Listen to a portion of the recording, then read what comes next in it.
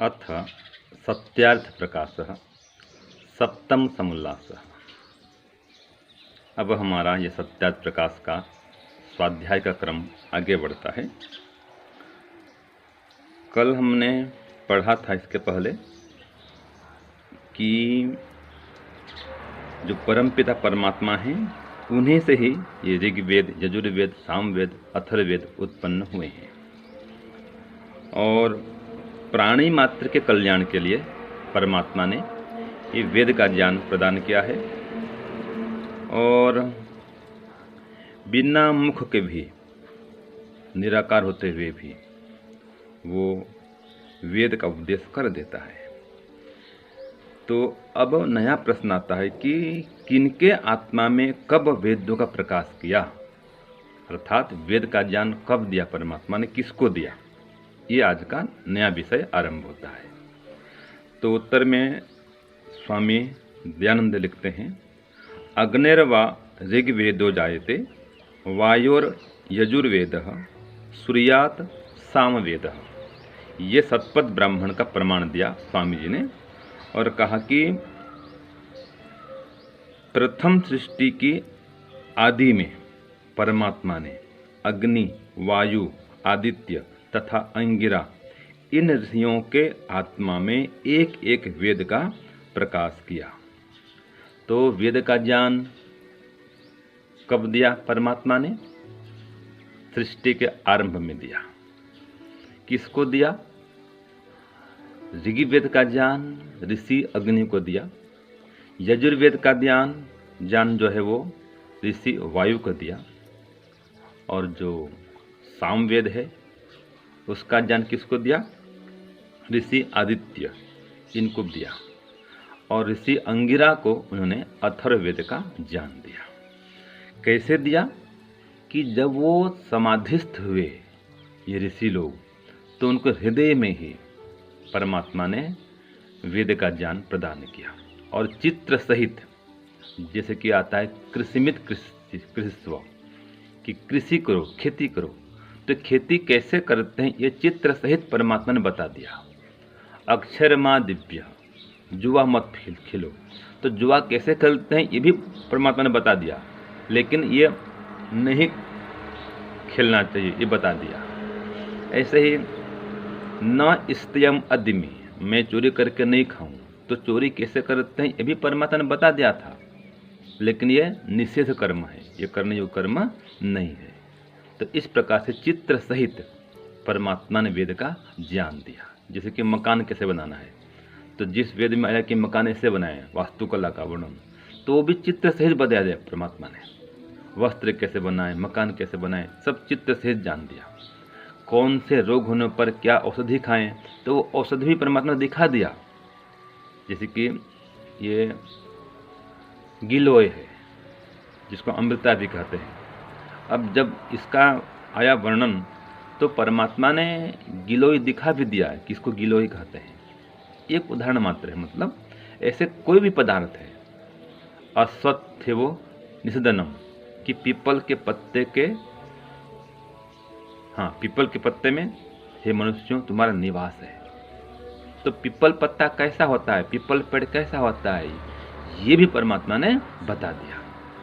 तो इस प्रकार से परमात्मा ने वेद का ज्ञान जब दिया तो चित्र सहित प्रदान किया था। आगे प्रश्न आता है, यो वै ब्रह्मांडम विदधाति पूर्वम यो वै वेदांश्च प्रहिणोति तस्मै। ये उपनिषद का वचन है। ये प्रश्न में आ रहा है। इसका अर्थ है, इस वचन से ब्रह्मा जी के हृदय में वेदों का उपदेश किया है, फिर अग्नि आदि ऋषियों के आत्मा में क्यों कहा? सही बात है, ये प्रश्न आज भी है। बहुत लोग मानते हैं कि ब्रह्मा के हृदय में वेदों का उपदेश हुआ, और कुछ लोग तो ऐसे मानते हैं कि स्वयं ब्रह्मा ने वेदों का उपदेश दिया। ब्रह्मा के 4 मुख होते हैं, तो 4 मुख से 4 वेदों का प्रकाश हुआ, ऐसा भी लोग मानते हैं। तो इसका उत्तर क्या है?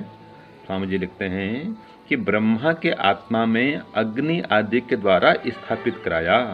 देखो मनु में, अर्थात मनुस्मृति में क्या लिखा है।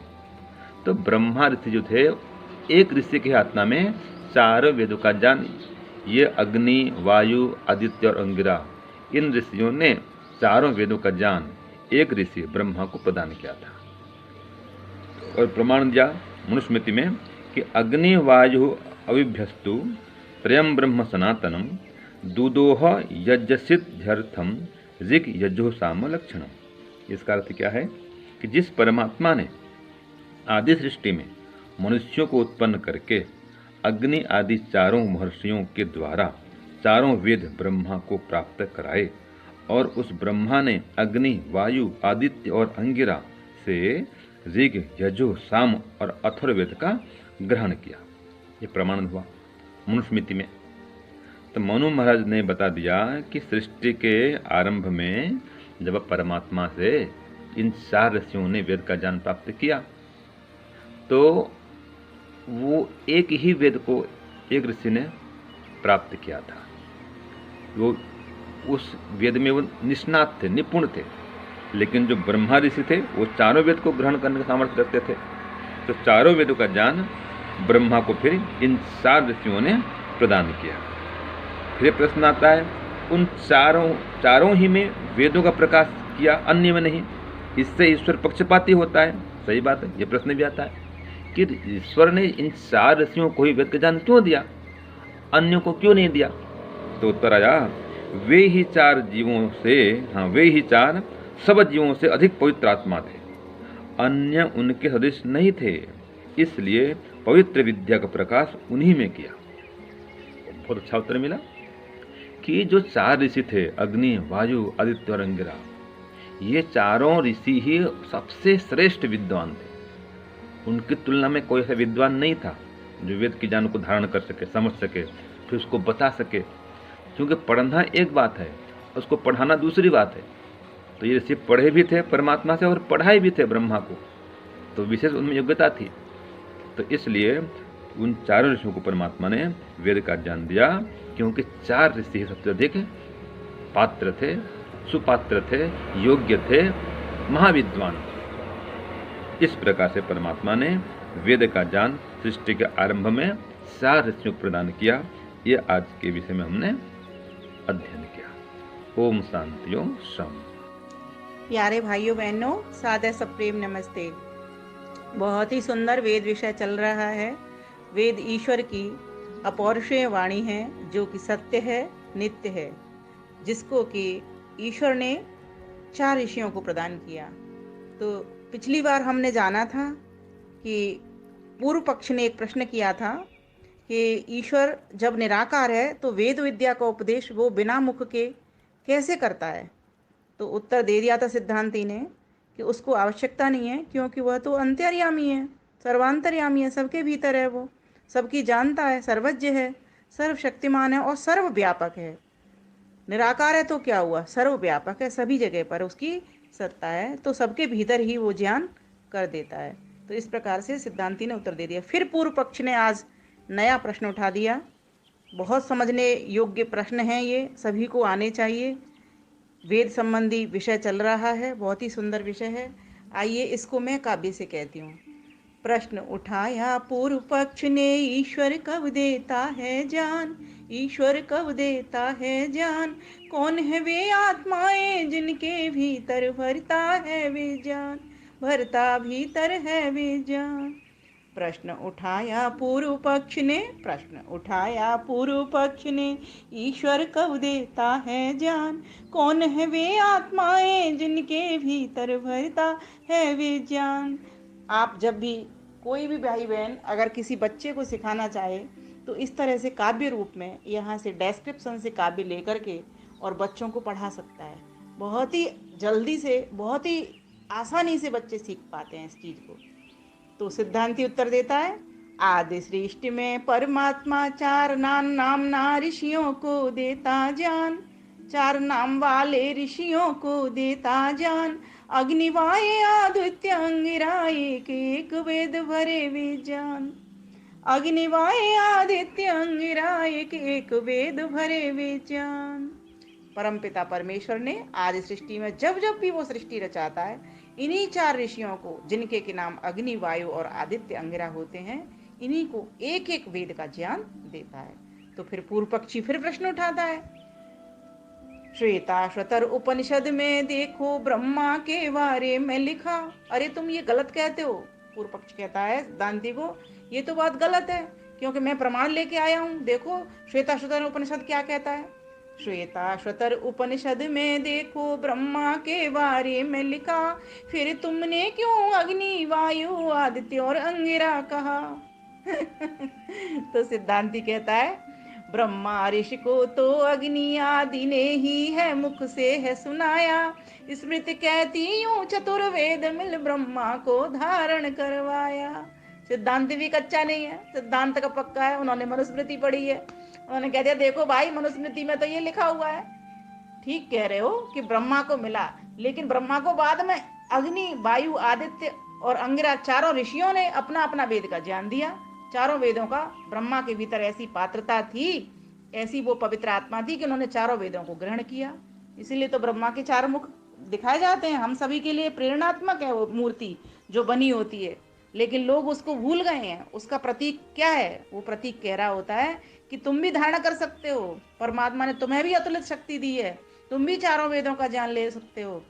अभी योगी जी ने किसी बच्चे को इनाम दिया है, उस बच्चे ने के बारे में कहा जाता है इसको चारों वेदों के बारे में पता है, मतलब उसको वो जो मंत्र हैं चारों वेदों के वो मंत्र याद हैं। सोचो कितनी बड़ी बात है। तो ब्रह्मा ऋषि ने चारों ऋषियों से लिया, ये तो परंपरा चली, फिर ब्रह्मा ऋषि से फिर उन्होंने किसी और ऋषि को दिया, फिर आगे आगे बढ़ाते गए तो वो श्रुति कहलाए, क्योंकि सुनते सुनाते रहे।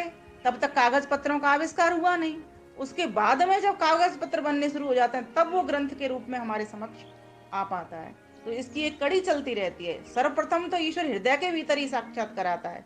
पिछले भाग में ये बता दिया था चारों ऋषियों को, जिनके कि अग्नि वायु आदित्य अंगिरा, हर सृष्टि में यही नाम वाले ऋषि होते हैं, ये बात समझने की है।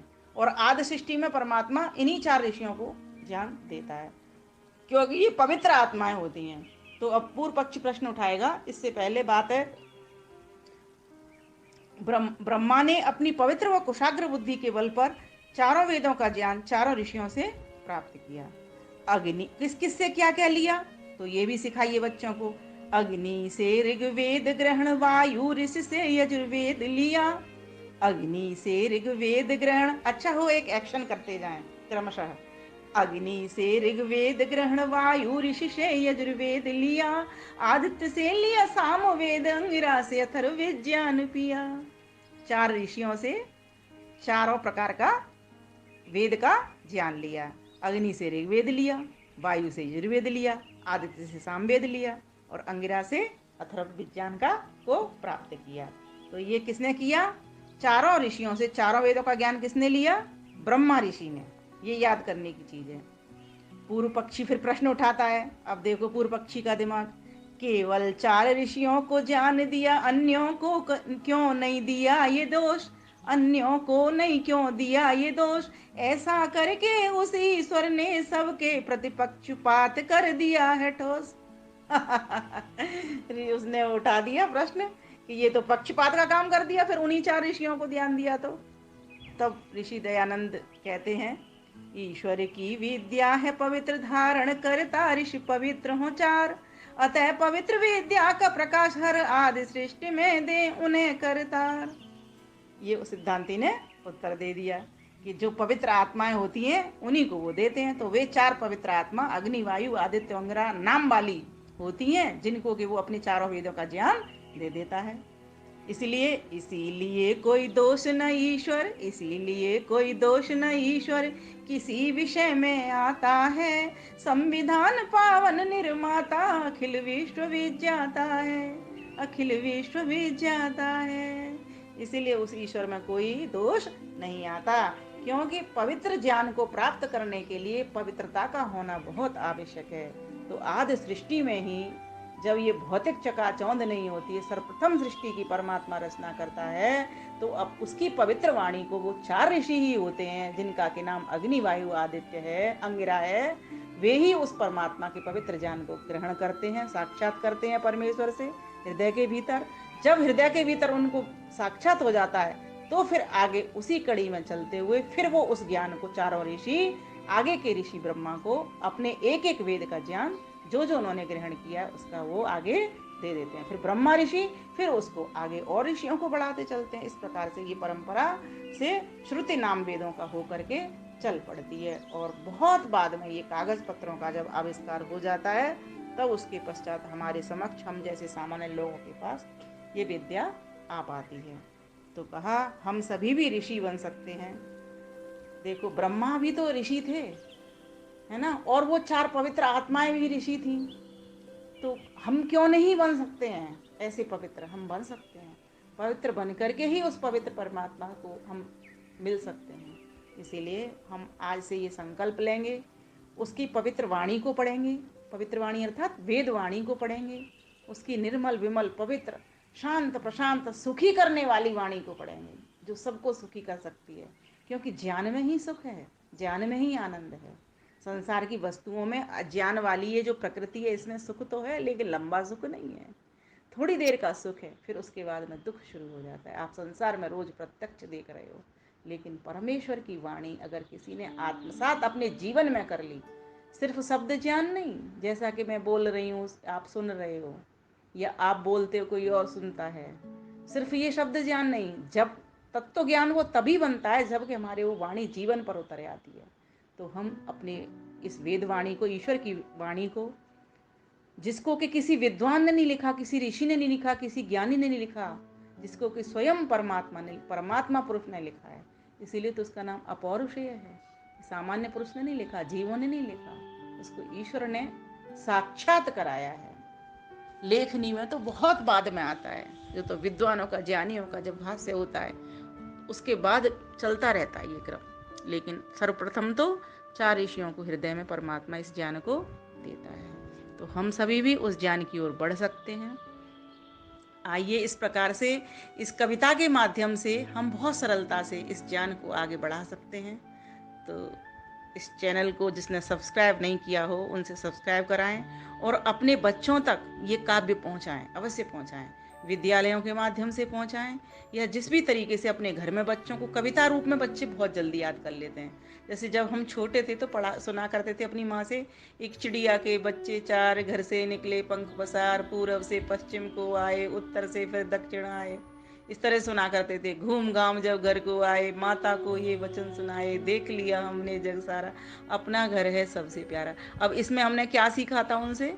दिशाओं के बारे में ज्ञान कर लिया था। 4 प्रकार की दिशाएं होती हैं, पूरब पश्चिम उत्तर दक्षिण। तो इस छोटी छोटी बातें होती हैं जिनसे हम बहुत बड़ा ज्ञान ले लिया करते हैं। तो इस प्रकार से इस काव्य के माध्यम से हम स्वयं तो इसमें काव्य में दक्ष हों ही, मीन्स सीखें ही इस ज्ञान को, और अपना सीख करके फिर अपने बच्चों तक ये पहुंचाने का प्रयास करें। तो मुझे लगता है मेरा काव्य करना ये सार्थक होगा। धन्यवाद, नमस्ते।